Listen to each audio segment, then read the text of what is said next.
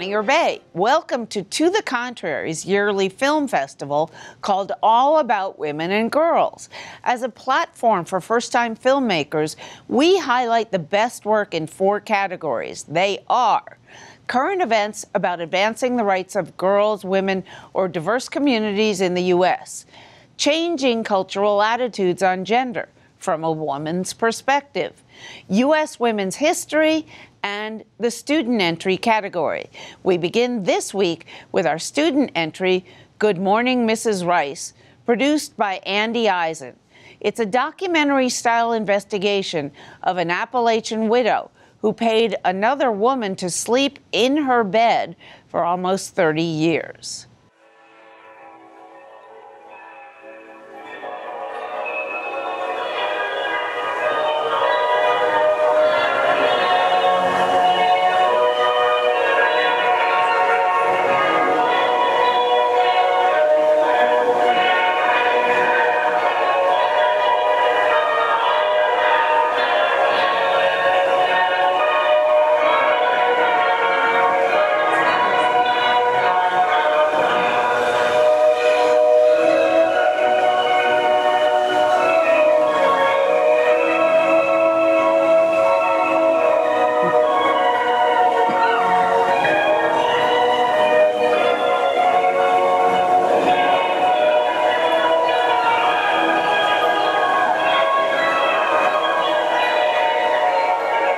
Recording.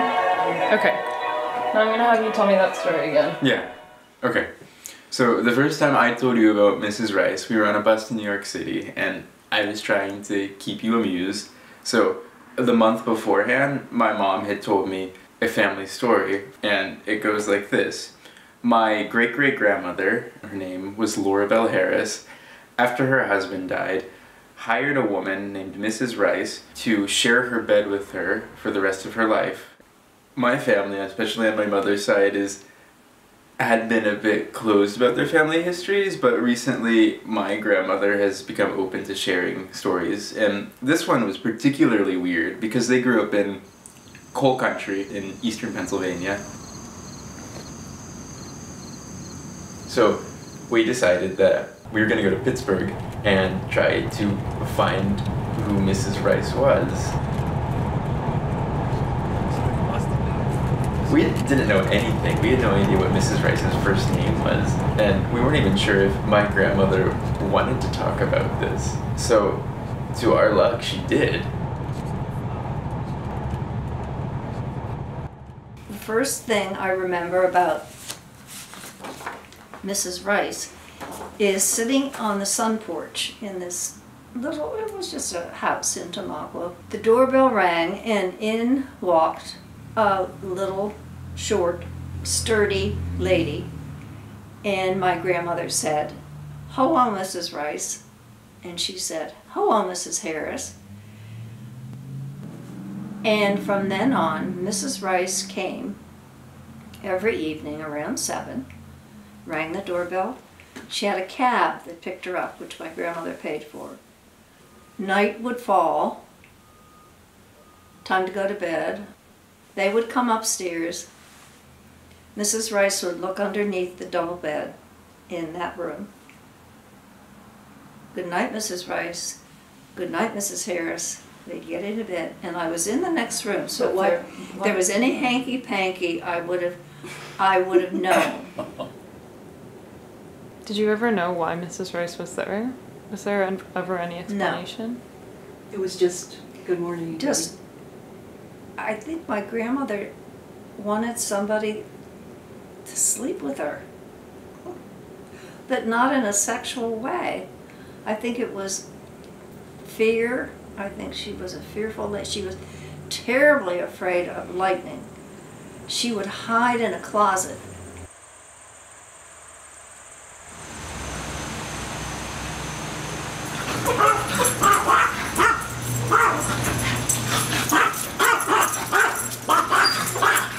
Can you talk about Laura Bell's upbringing and how she met her husband?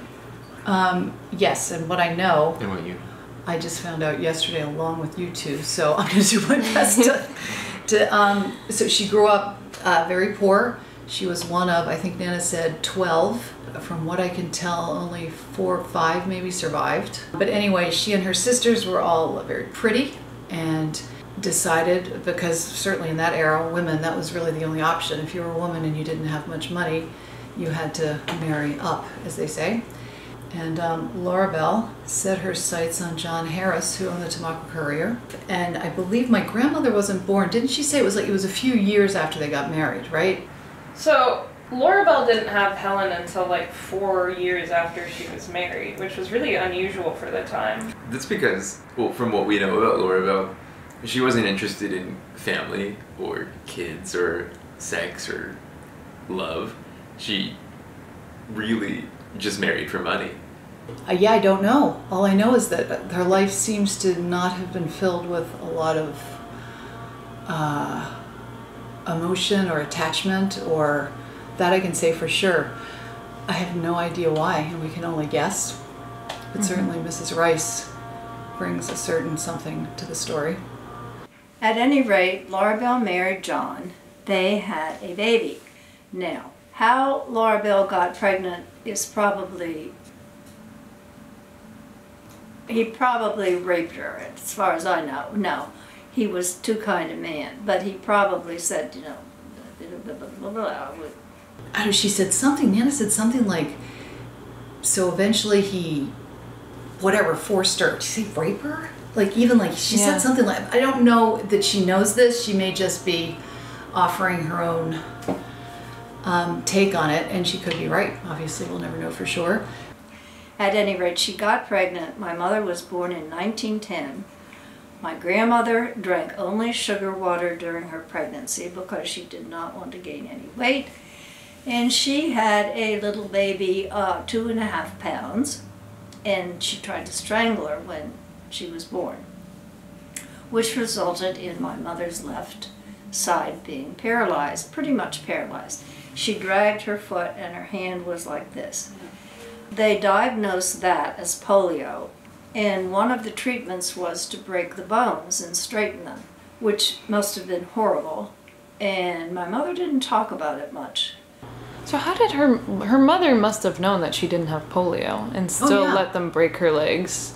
In fact, I think she found and I don't know, maybe she did go to that sort of magical place in your brain where you erase what you did, and that's the best case scenario, is that she fooled herself into that, or she just was cold and calculating and said, oh, that works, polio. Yeah, she's got polio. I honestly don't know. And unfortunately, my grandmother didn't know till she was in her 50s, and she found out from a doctor in Philadelphia that she'd never had polio, and that it was a traumatic birth injury, quote unquote.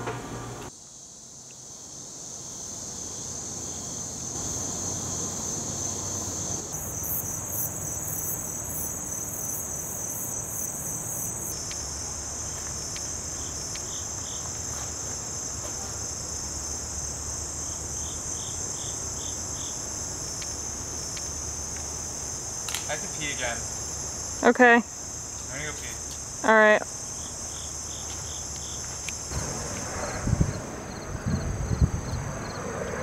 The whole family tree is really confusing. Can you explain it to me for a sec? Yeah. Okay, so here's the family tree.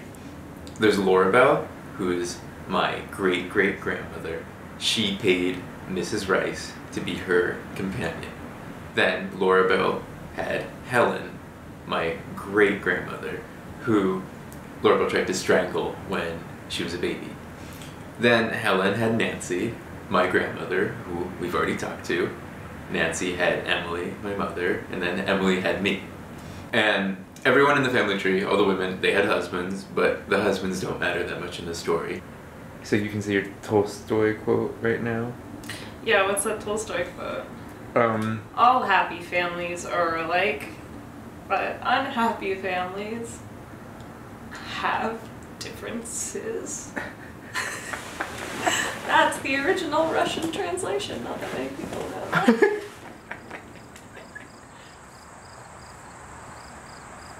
My father, who was son of a coal miner, he was quite good looking. Like, hair done like Fitzgerald, F. Scott, pulled right back. met my mother, she fell in love. He was looking, quote, for the richest girl in Tamaqua. They eloped to Elkton, Maryland, were married, came back to her house in Tamaqua to announce this, and this was a big secret. And they opened the door and said they were married, and my grandmother threw a wet dish bag at my father. So, this is again my grandmother, Helen. As she got older and after my grandfather died, I'm not sure how this started, but she started making, as we called them, Grandma's Christmas balls.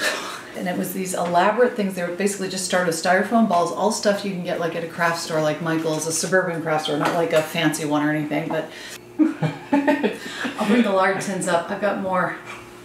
So, and they're not light, they are heavy, so you only really need a few of them to really sort of accent a tree, but I grew up and we probably had, I don't know, 75 of them on a tree, and really the branches were like, And so she did this, and she said she would sell them, and she said with the profits she would go to Las Vegas to see Liberace, and she loved Liberace. I mean, sure, it's hugely entertaining, but you know, it was just like glamour, you know, to her. It was just.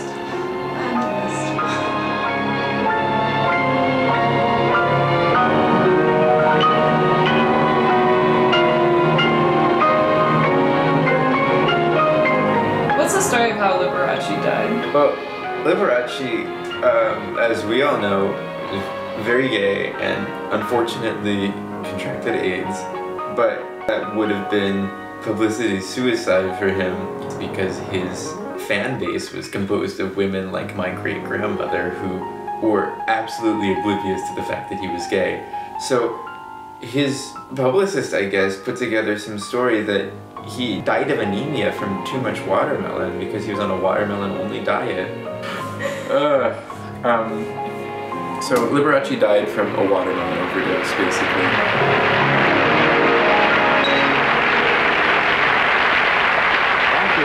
Thank you very, very much for that wonderful. So I grew up with Mrs. Rice, and she went to parties with my grandmother. She would come for Thanksgiving dinner. Would her husband come? I don't know where Mr. Rice was. Mr. Frank I Rice. have no, he may be in a Was or bathtub somewhere. Was or such. I have no idea. There never was a Mr. Rice. However, she had a son, Gary, who was in my high school class. And Gary was probably 5'2", and he had a really nice tenor voice, and I had a very good soprano voice. So we were always the stars of the operetta.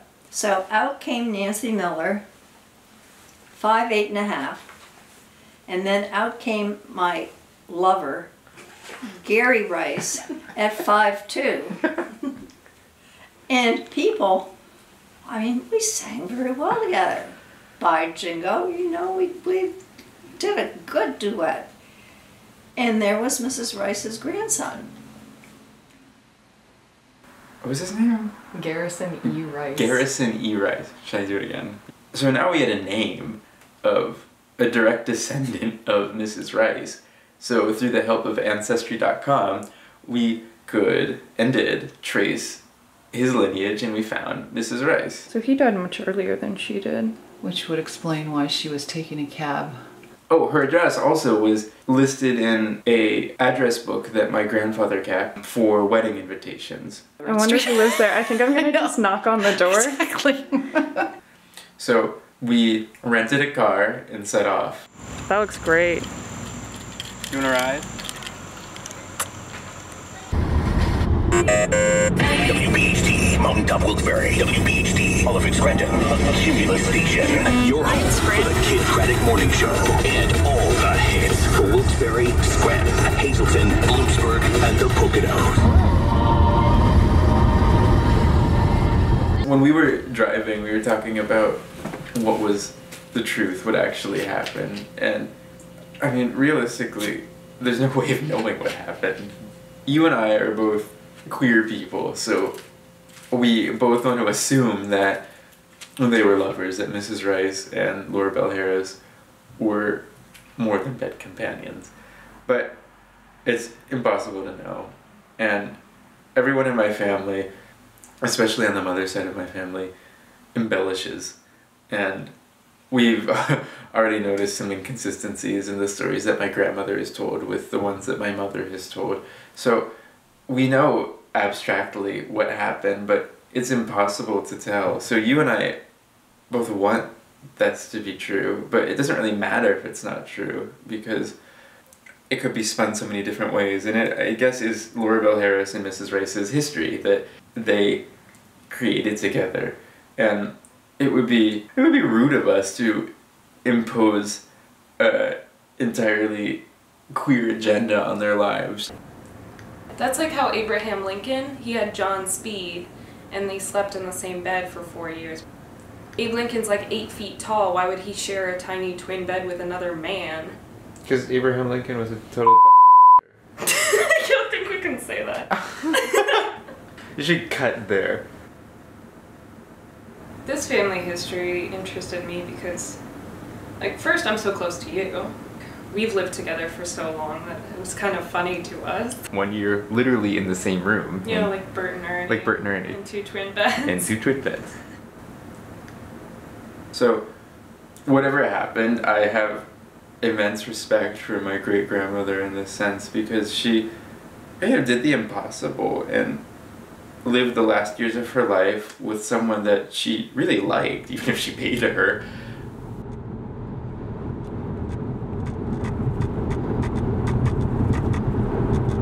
So the first thing that we did when we got to Tamaqua was go to the address that we had for Mr. and Mrs. Frank Rice.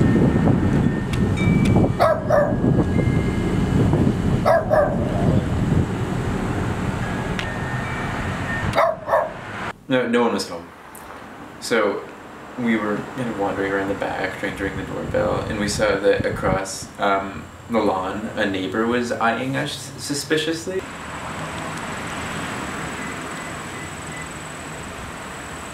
Here's someone. So we went over and asked her where the people who live in the house were, and she said that 2 women live there, but they're probably out right now because it's Sunday. I want to meet them. I want to meet them so badly. I guess we'll have to come back. We'll come back later, definitely. Yeah, okay. Okay.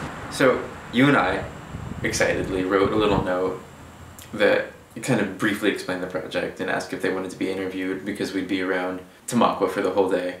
Then we drove off and we went to the cemetery, but finding the Rices was quite difficult because Rice is such a common name and the cemetery is big.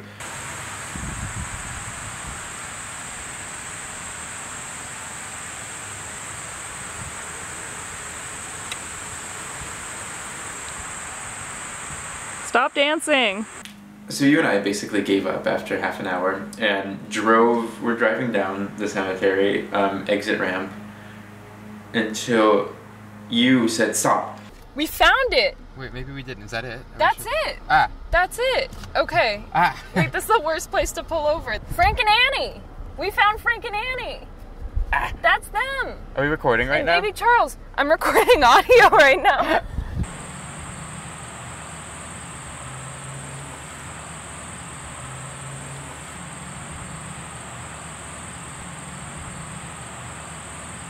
We did it. We did it. We have to find out who lives in the house now. They never got back to us. And here we are months later, and we haven't heard anything. And we'll probably never know who these people are that live in this house. These 2 women, whoever they are invisible to us, and they don't want any part in the history that we're making, the history that we're writing about Laura Bell and Mrs. Rice. And we have to respect that. Wait, Andie, why did we go back to Tamaqua? I felt like after we had filmed, we didn't really have any closure with Mrs. Rice. And I think we had to take some time to let all of the stories sink in and kind of realize what we were and weren't going to find out of our expectations. And I think going over the footage, I realized Wait, that... I don't like what you just said. What? Say it again. What do you want me to be saying? Give it hard. I didn't know how desperately I wanted this story until I started looking for it. Well, don't sound so, like, sad about it. I just wanted an excuse to be close to you, Miller. That's all this was. I'm in love with you. No. You're not even paying attention to me. You're not in love with me. Okay, you've become so invested in this project. I've never seen you working this hard. But I thought, like, after the first time we went to Tamaqua, I thought we had seen all we needed to see, but we came back. We went back a couple weeks ago. So why did we do that? I knew making this film that I probably wouldn't find anything, and when I saw the two women were living there, I thought, finally, we're getting the lesbians we thought we'd find this whole time. And it seemed like such a perfect ending, and we didn't get it. I wanted to, in some ways, discover a piece of queer history that didn't exist before. And we're always so desperately seeking to see ourselves in something and to feel whole about it and to feel like we're connected. I'm okay with the fact that we're not going to get it, but I wanted to come back and almost thank her for what she was. Just giving me kind of this drive and this purpose to be finding something.